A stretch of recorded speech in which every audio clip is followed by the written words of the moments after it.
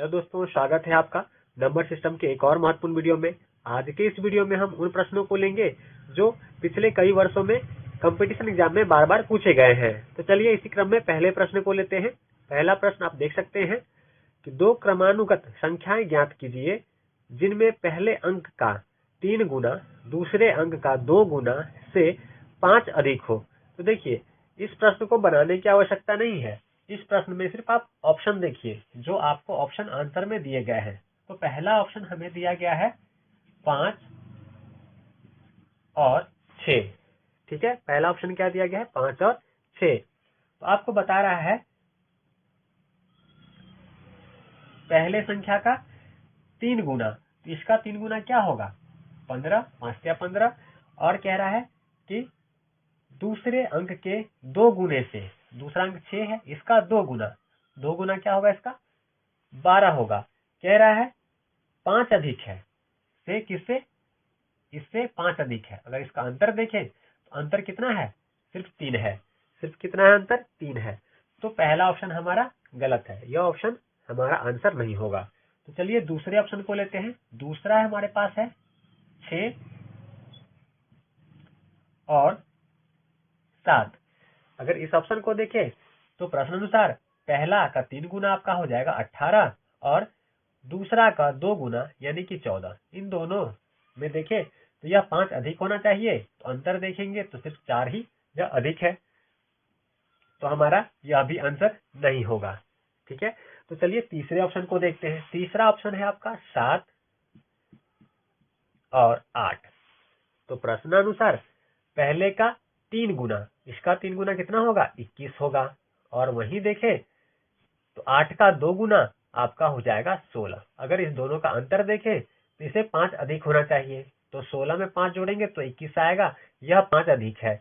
इस प्रकार से हमारा 7 और 8 यह इस प्रश्न का सही आंसर होगा। तो इस तरह से इस प्रश्नों को आप हल कर सकते हैं। तो चलिए इसी क्रम में दूसरे प्रश्न को लेते हैं और आसान विधि से उसे हल करना सीखते हैं। अगला प्रश्न है, दो संख्याओं का गुणनफल 24 तथा उसके वर्गों का योगफल 52 है, तो उनका योगफल ज्ञात कीजिए। देखिए, दो संख्याओं का गुणनफल आपको दिया गया है सवाल में, जो कि 24 है तथा उनके वर्गों का योगफल 52 है। दो संख्याओं का वर्गफल, तो देखिए इसे हम देख सकते हैं कि यह जो संख्या दिया गया है 24, जिनका दो संख्या जिसका गुणनफल 24 है, तो हम इसे लिख सकते हैं कि ये 6 गुना 4 होंगे, जब भी जाके 6 और 4 के गुणनफल 24 होंगे। तो वह संख्या 6 और 4 हो सकते हैं। तो चलिए चेक कर लेते हैं कि इनका वर्गों का योगफल 52 होता है या नहीं, तभी तो मालूम चलेगा कि 6 और 4 सही है, हमने जो संख्या ली है वो सही है या नहीं। तो 6 का वर्ग होगा आपका 36 और 4 का वर्ग होगा आपका 16। दोनों को जोड़ेंगे तो आपका 52 आ जाएगा। तो हमारा दूसरा कंडीशन भी कंप्लीट हो जाता है कि भाई संख्या तो 6 और 4 ही है। तो चलिए अब देखते हैं, प्रश्न कह रहा है कि उनका योगफल ज्ञात कीजिए। तो जब हमने कंफर्म कर लिया कि हमारा संख्या 6 है, दूसरा 4 है, योगफल कह रहा है तो जोड़ देंगे, तो दोनों को जोड़ेंगे तो 10 आएगा। तो इस प्रकार से देखें तो 10 हमारा इस प्रश्न का सही आंसर होगा। तो इस तरह से इस प्रश्न को आप आसानी से हल कर सकते हैं।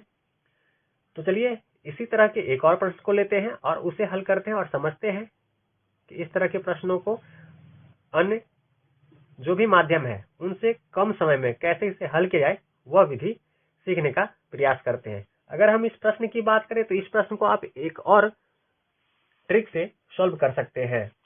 तो चलिए मैं आपको दूसरा विधि भी सिखाता हूं।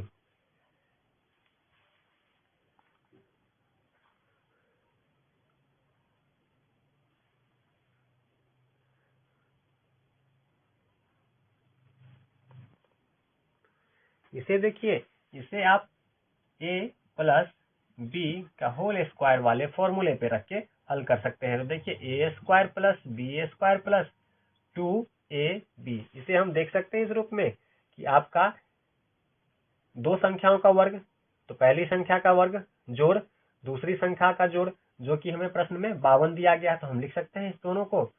यहाँ पे यह 52 हमें प्रश्न अनुसार दिया गया है कि दो संख्याओं के वर्ग का योग, तो योग हमें 52 दिया गया है प्रश्न में। वहीं देखें तो प्रश्न अनुसार आपको इनका गुणनफल भी दिया गया है। गुणनफल कितना दिया गया है आपको? गुणनफल दिया गया है 24। तो 2 गुने 24 इसे हम लिख सकते हैं 48।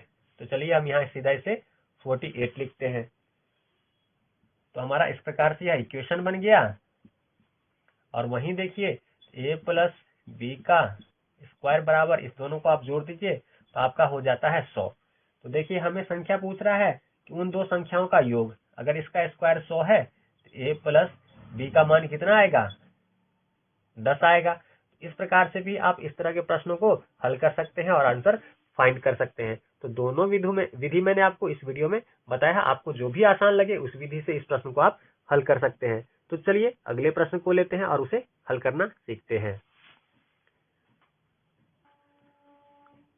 तो अगला प्रश्न हमारा है कि यदि दो संख्याओं का योगफल 13 है और उनके वर्गों का योगफल 97 है तो उनका गुणनफल ज्ञात कीजिए। तो देखिए फिर से आपको 13 दिया गया है जो किसी दो संख्या का योगफल है। तो हम योगफल यानी कि दो संख्याओं को जोड़ेंगे तब जाके 13 आएगा। तो हम कह सकते हैं कि यह संख्या 11 प्लस 1 भी हो सकता है या फिर आप यह भी कह सकते हैं कि यह संख्या 10 प्लस 3 भी हो सकता है, या फिर कह सकते हैं कि 9 प्लस 4 भी हो सकता है कि 9 4 13 भी होता है। तो ये संख्याएं हो सकती है। तो चलिए इनमें से कौन सी संख्या होगी हमें कैसे पता चलेगा, पहले यह देख लेते हैं। तो देखिए अगर इन दोनों संख्याओं का योगफल निकाले और योगफल आपका कितना दे रखा है 97, उनके वर्गों का योगफल कितना दिया गया है प्रश्न में आपको? यहाँ यह ध्यान रखेंगे, वर्गों का योगफल जो कि आपको 97 दिया गया है।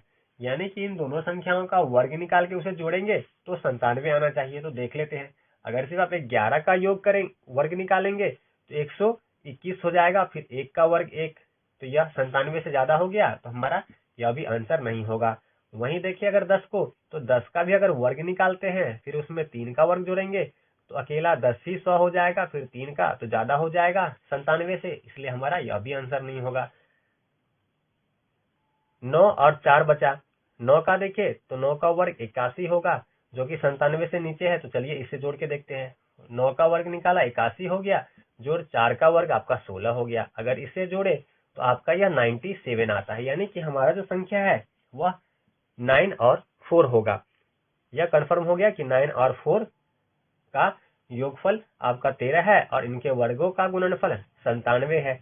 इस प्रकार से हमें संख्या मालूम चल गया। प्रश्न में पूछ रहा है कि उनका गुणनफल ज्ञात कीजिए। तो गुणनफल क्या होगा कि 9 को 4 से अगर गुना कर देंगे तो 9 चौक 36 आएगा और यही इस संख्या का गुणनफल होगा और यही हमारे इस प्रश्न का सही आंसर भी है। तो इस तरह के प्रश्नों को आप इस प्रकार से आसानी से हल कर सकते हैं। उम्मीद है आपको यह विधि पसंद आई होगी और ऐसी महत्वपूर्ण वीडियो को पाने के लिए चैनल को सब्सक्राइब कीजिए, वीडियो को लाइक कीजिए ताकि, और साथ में बने बेल नोटिफिकेशन ऑन कीजिए ताकि आगे जो मैं वीडियो अपलोड करूं उसका नोटिफिकेशन आपको लगातार मिलता रहे।